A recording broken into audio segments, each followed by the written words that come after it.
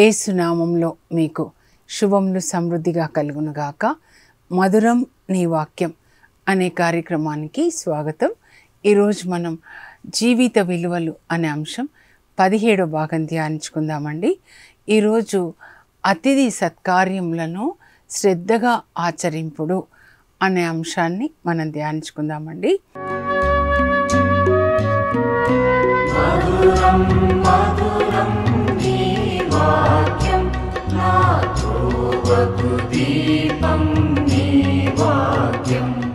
Hebrew పత్రిక 13వ అధ్యాయం 2వ వచనం ఈరోజు మన ధ్యానాంశం అన్నమాట.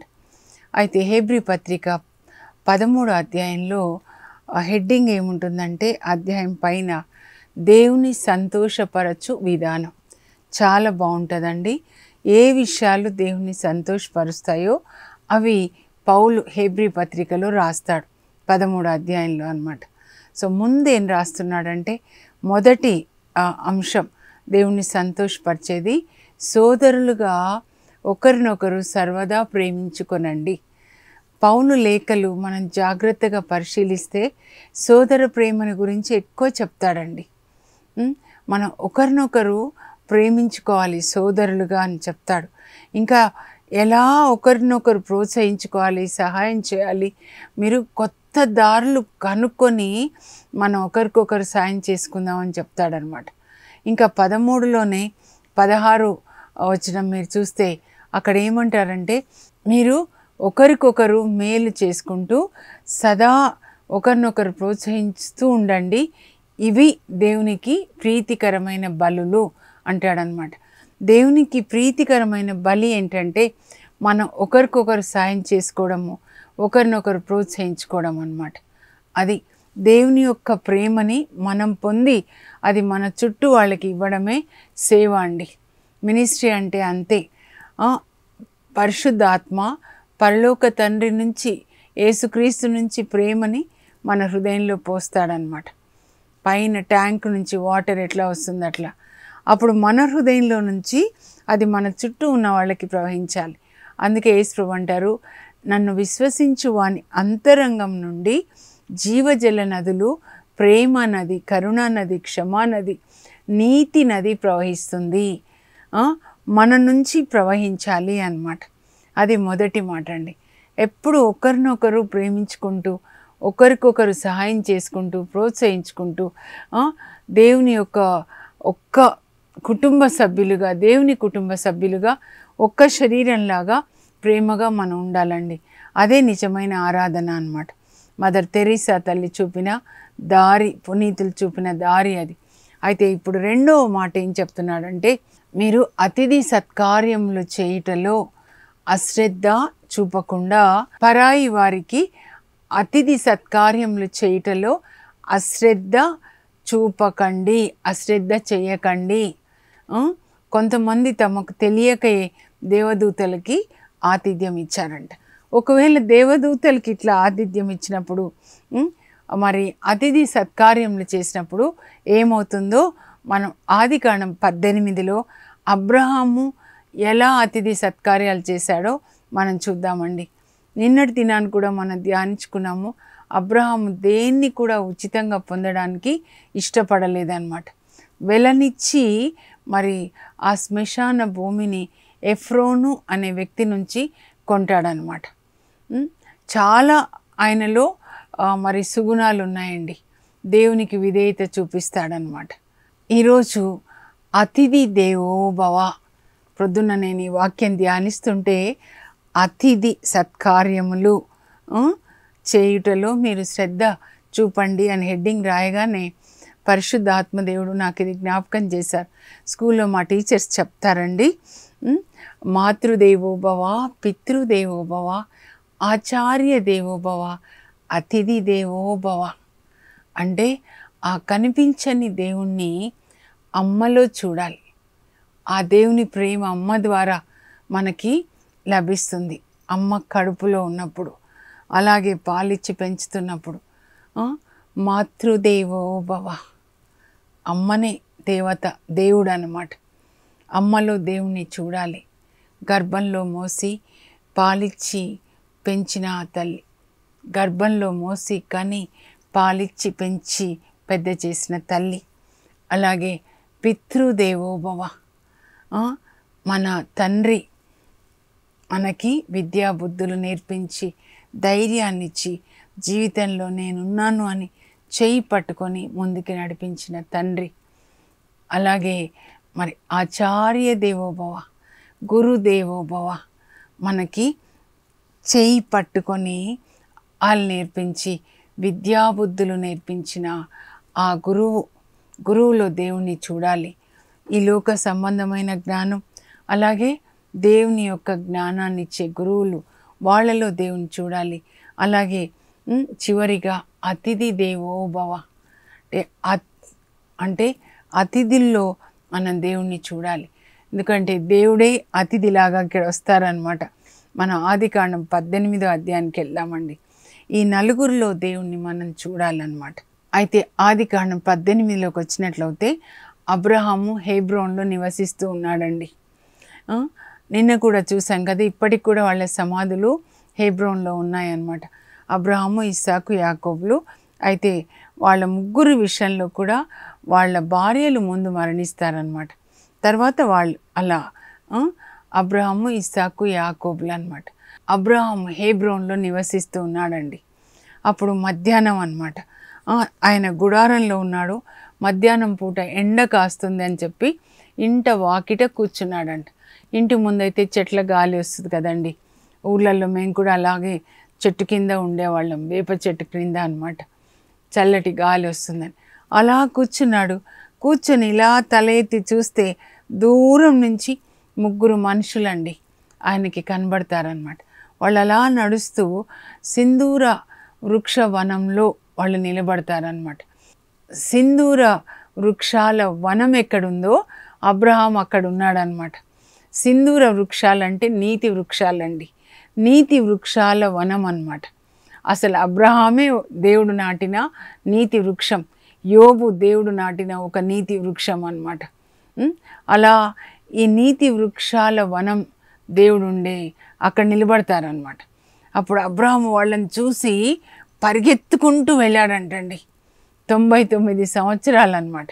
పరిగెత్తుకుంటూ వెళ్ళి, ఇదిగో మీరు మా ఇంటికి వచ్చి కొద్దిగా ఇలా కొంచెం తిని తర్వాత మీ దారిన మీరు వెళ్ళొచ్చు అని అంటే వాళ్ళు అలాగే ఉంటారనమాట. మీరు ఇక్కడే ఉండండి, నేను మీ కాళ్ళు చేతులు కడుక్కోవడానికి నీళ్ళు తీసుకొస్తాను, మీరు తినడానికి నేను ఆహారం తీసుకొస్తాను, ఆహారం తిన్న తర్వాత మళ్ళీ మీ దారిన మీరు వెళ్ళొచ్చు అని వాళ్ళని అడిగినప్పుడు సాష్టాంగపడి చాగిలపడి అడుగుతున్నాడండి.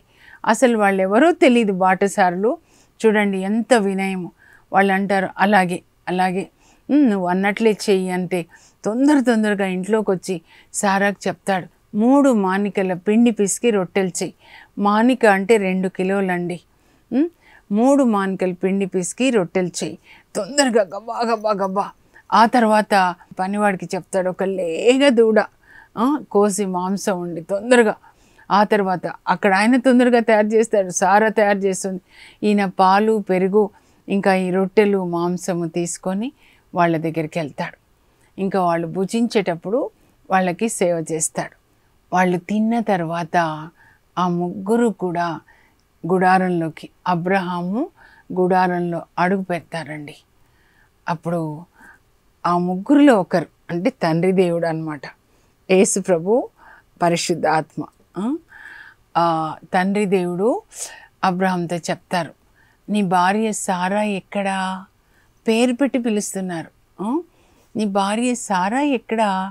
వచ్చేడాది సరిగ్గా ఇదే సమయానికి మళ్ళా మీ ఇంటికి వస్తాం, అప్పటికి నీ భార్య సారా కొడుకు పుడతాడు. ఎంత గుడ్ న్యూస్ అండి, శుభవర్తమానం.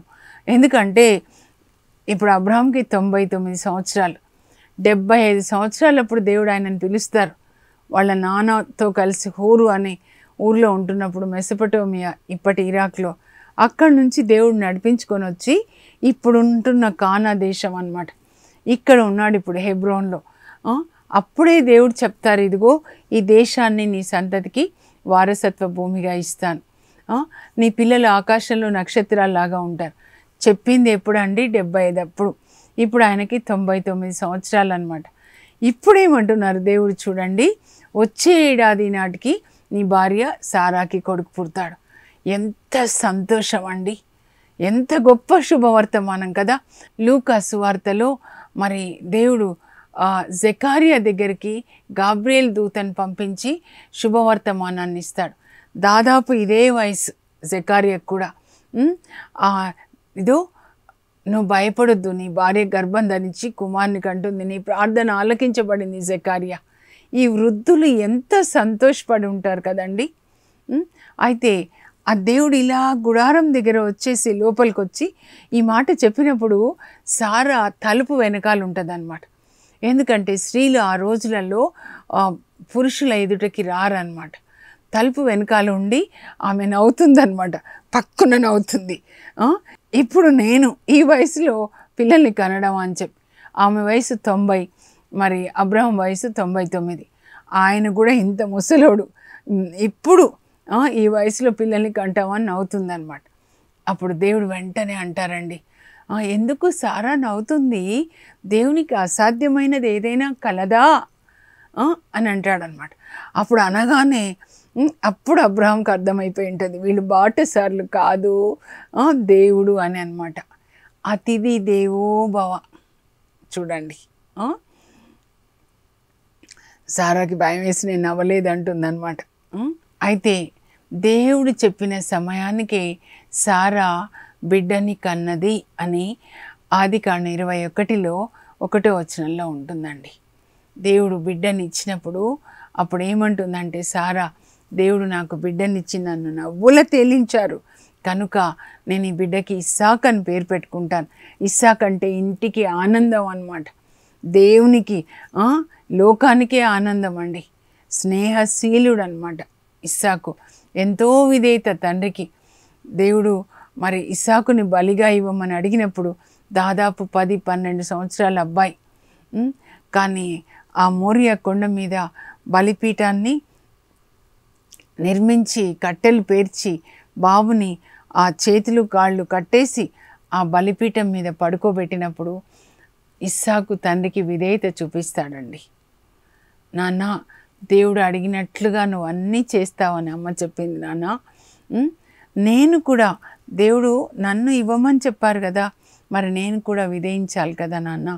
దేవునికి విధేయించు నాన్న, నన్ను బలిగా ఇవ్వు నాన్న. ఎంత విధేయత అన్నమాట. అంటే యేసు ప్రభువు తండ్రికి ఎంత విధేయించాడు శిలువ మరణం వరకు అన్నమాట. ఇక్కడ ఇస్సాకు కూడా విధేయత చూపిస్తాడండి. అలాంటి కొడుకుని వాళ్ళకి ఇస్తారనమాట. ఎప్పుడో చేసిన వాగ్దానం అండి ఇప్పుడు నెరవేరుతుందన్నమాట. ఎప్పుడు నెరవేరింది? అతిథి సత్కార్యములు చేసినప్పుడు నెరవేరిందనమాట. మనం ఎప్పుడైతే అతిథి సత్కార్యాలు చేస్తామో దేవుడు మన ఇంట్లోకి నడుచుకుంటూ వస్తారండి. నడుచుకుంటూ వచ్చి ఎప్పటి నుండో దీర్ఘకాలిక వాగ్దానాలు వెంటనే నెరవేరుతాయన్నమాట. కనుక మనము అతిథి సత్కార్యాలు చేయాలి అని పౌలు ఇంకో చోట రోమా 12:13లో కూడా చెప్తాడు. మీరు ఒకరినొకరు గౌరవించుకోండి, ఒకరికొకరు సహాయపడండి, అతిథి సత్కార్యములు చేయుటలో అశ్రద్ధ చూపించొద్దు, మీరు ఆచరించండి, అతిథి సత్కార్యాలు మీరు ఆచరించండి అని పౌలు చెప్తున్నాడు అన్నమాట. సో మన ఆరాధనలో, దేవుణ్ణి ఆరాధించడంలో ఒక భాగం అండి ఇది కూడా. అతిథి సత్కార్యాలు చేయడం అనేది ఒక భాగం అన్నమాట. మన క్రైస్తవుల ఇల్లు ఎప్పుడు కూడా అతిథుల కొరకు తెరిచి ఉంచాలండి. అలాగే మరి పేదవాళ్ళ కొరకు తెరిచి ఉండాలి. ఒక వివాహానికి నేను వెళ్ళినప్పుడు ఫాదర్ గారు ఆ దంపతులకి చివర్లో ఆశీర్వాదం ఇచ్చేటప్పుడు వాళ్ళకి 2 సలహాలు ఇచ్చారండి. Church prays for 2 things. ప్రతి దంపతుల కొరకు చర్చ్ సంఘం, మన సంఘము 2 విషయాల కొరకు ప్రార్థిస్తుంది అని. ఏంటి అని నేను వింటున్నాను అన్నమాట. ఒకటి 128వ కీర్తనలో వాగ్దానాలు నెరవేరాలి అని మన కొరకు యూనివర్సల్ చర్చ్ ప్రార్థిస్తుందంట. ప్రతి దంపతులు కూడా ఇదో 128వ కీర్తన అండి. ఈరోజు మీరు తప్పకుండా చెప్పుకోవాలి. ఈరోజే కాదు, ప్రతిరోజు చెప్పుకోవాలి. నాకు ఎవరైనా వెడ్డింగ్ కార్డు ఇచ్చారనుకోండి, నేను వెడ్డింగ్కి వెళ్ళను, కానీ ఆ దంపతుల కొరకు ప్రార్థన చేస్తానండి. కార్డు వచ్చిన దగ్గర నుంచి పెళ్లి రోజు వరకు, ముఖ్యంగా పెళ్లి రోజు అన్నమాట. ప్రభు నాతో చెప్పారు, ఎక్కువగా ప్రార్థించు, వాళ్ళు పరిశుద్ధ ఆత్మని పొంది వాళ్ళు భార్య భర్తలుగా ఒకరినొకరు ప్రేమించుకోవాలి, చివరి వరకు కలిసి ఉండాలి, వాళ్ళ పిల్లల్ని కన్నులారా చూడాలి.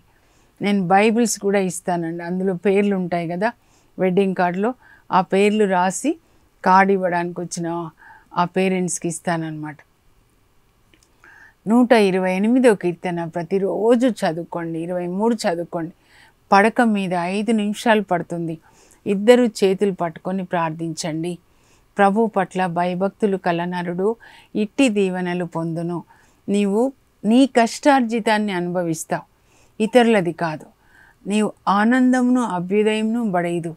నీ భార్య నీ లోగిట ఫలించిన ద్రాక్ష తీగ వలె ఉంటుంది. ద్రాక్ష తీగ చూసారా, ఫలాలనిస్తుంది. కానీ ద్రాక్ష తీగ మరి ఆ చెట్టుకి అంటు కట్టుకొని ఉంటుంది కదండి, లేకపోతే పందిరి ఒక సపోర్ట్ కావాలన్నమాట. అంటే దేవుణ్ణి ఆనుకొని అన్నమాట.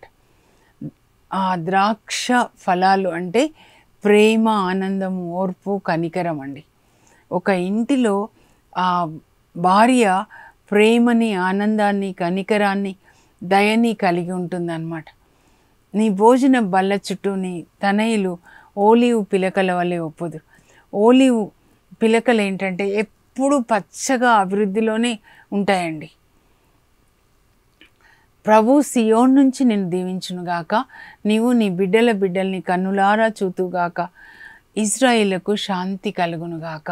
ఈరోజు కూడా మేము కుటుంబ ప్రార్థనలో నేను మా హస్బెండ్ ఇద్దరం కలిసి ఆ ప్రార్థన చెప్పుకున్నామండి. నీవు నీ బిడ్డల్ని కన్నులారా చూతుగాక. సియోన్ నుంచి, పరలోకం నుంచి ప్రభు మిమ్మల్ని ఆశీర్వదించుదురుగాక. మీ కుటుంబంనకు శాంతి కలుగునుగాక. భార్య భర్తలు ఇద్దరు చెప్పుకోవాలండి. మీ బాధ్యత మీ పిల్లల్నే కాదు, మీ పిల్లల్ని మీరు ఎత్తుకొని ఆశీర్వదించాలి. అబ్రహాం కూడా అదే చేస్తాడండి. అబ్రహాంకి పిల్లలు అంటే మనవాళ్ళు పుట్టినప్పుడు ఒకేసారి పుడతారు కొడుక్కి, అదే రిబెకాకి కవలలు అనమాట. ఏసావు, యాకోబు కవల పిల్లలు. అప్పుడు ఆయన వయసు 160 సంవత్సరాలు. పిల్లలు పుట్టిన తర్వాత 15 సంవత్సరాలు ఉంటాడు, 175 సంవత్సరాలు బ్రతుకుతాడు కదా. సో కవల పిల్లలు కాబట్టి మరి పెద్దవాడిని ఇస్సాకు ఎత్తుకుంటే చిన్నవాడిని తాతయ్య అబ్రహాం ఒడిలో అనమాట. నేను ఊహించుకుంటూ ఉంటాను, పరిశుద్ధ ఆత్మదేవుడు చూపిస్తారు. రిబెక్కా వంట చేస్తూ మరి ఇద్దరు పుట్టారు కదా, కాబట్టి ఇస్సాక్కి పెద్ద కొడుకు అంటే ఇష్టం అనమాట, ఏసావు. మరి తాతయ్య దగ్గరేమో అబ్రహాం ఒడిలో యాకోబు పెరుగుతాడు. అందుకే అబ్రహాం దీవెనలు ఇస్సాకు నుండి యాకోబు పొందుతాడనమాట. అలా ఆశీర్వదించాడనమాట. అన్ని దేవుడు ఆయనను ఏమి ఆశీర్వదించారో అవన్నీ కూడా తన మనవడికి ఇచ్చి ఉంటాడనమాట. ఇదిగో నేను నిన్ను ఆశీర్వదిస్తాను, నీ పేరు నేను గొప్పగా చేస్తాను, నీ ద్వారా భూలోకంలో ఉన్న వంశాలన్నీ కూడా ఆశీర్వదిస్తాను, నిన్ను దీవించు వారు దీవించబడదురు, నిన్ను శపించిన వారు శపించబడదురు. ఆదికాండం 12లో ఏ వాగ్దానాలు అయితే దేవుడు అబ్రహాంకి ఇచ్చారో, ఆదికాండం 15లో ఇచ్చారో, ఆదికాండం 22లో ఇచ్చారో అవన్నీ కూడా మరి దేవుడు మరలా ఇస్సాక్కి ఇస్తారండి ఆదికాండం 26లో. ఇప్పుడు అబ్రహాం కూడా ఇచ్చుంటాడనమాట. యాకోబుకి కూడా 28లో ఇచ్చారు ఈ వాగ్దానాలన్నీ కూడా. 2 అని చెప్పానా. ఒకటి ఇది, ప్రతి దంపతులు వాళ్ళ పిల్లల్ని ఆశీర్వదించాలి, పిల్లల్ని దేవుని వాక్యంలో పెంచాలి. ఆ తర్వాత వాళ్ళ పిల్లల్ని కూడా దేవుని యొక్క వాక్యంలో పెంచాలి. ఇది అండి మన బాధ్యత అన్నమాట. ఇంకా 2వ అంశం ఏంటంటే ప్రతి క్రైస్తవుల ఇల్లు కూడా పేదవాళ్ళకి ఎల్లప్పుడూ తెరిచి ఉండాలి, వాళ్ళకి అన్నదానం చేయడానికి అన్నమాట. పునీత హంగేరి ఎలిజబెత్ అమ్మ వాళ్ళ ప్యాలెస్ ముందు ప్రతిరోజు 900 మందికి అన్నం పెట్టేదంటండి. క్రైస్తవుల ఇండ్లు ఎప్పుడు ఇలాగే ఉండేవంట. పేదవాళ్ళకి అన్నదానం చేయడం, అలాగే అతిథి సత్కార్యాలు చేయడం అన్నమాట. చాలా ముఖ్యమైనదండి. మీరు యేసుప్రభు కాలంలో చూస్తే కూడా యేసుప్రభు బెతానియా గ్రామానికి వెళ్ళినప్పుడు ఎదురు వెళ్తుందండి మార్తమ్మ, మా ఇంటికి రండి అని. యేసుప్రభుని మరి ప్రభుతో పాటు 12 మంది అపోస్తులు, అంటే 13 మంది ఉన్నారు. వాళ్ళందరికీ చక్కగా భోజనం తయారు చేస్తుంది అనమాట. అందుకే యోహాను సువార్త 11:5లో యేసుప్రభు మార్తమ్మని, మరియమ్మని, లాజరుని ప్రేమించారని ఉంటుందన్నమాట. ముగ్గురు సేవ చేశారండి యేసుప్రభుకి, ముగ్గురు కూడా. అందువల్ల ఇప్పుడు వాళ్ళ ఇల్లు ఎక్కడైతే మరి అతిథి సత్కార్యాలు చేశారో యేసుప్రభుకి, అలాగే ఆ ఇంట్లో సువార్త కూడా ప్రకటించబడింది. ఇప్పుడు అది లాజర్ చర్చ్గా ఉందన్నమాట. బెతానియాలో ఖాళీ సమాధి కూడా ఉంటుంది. అలాగే పేతురు వాళ్ళ ఇంటిని కూడా మేము చూసామండి. కఫర్నాంలో యేసుప్రభు ఆయన శిష్యులు సువార్త బోధించినప్పుడు 3.5 సంవత్సరాలు వాళ్ళ ఇంట్లో ఉంటారు. మట్టి గోడల ఇల్లండి, కానీ ఇప్పుడు అది పెద్ద చర్చ్గా అయిపోయింది అనమాట.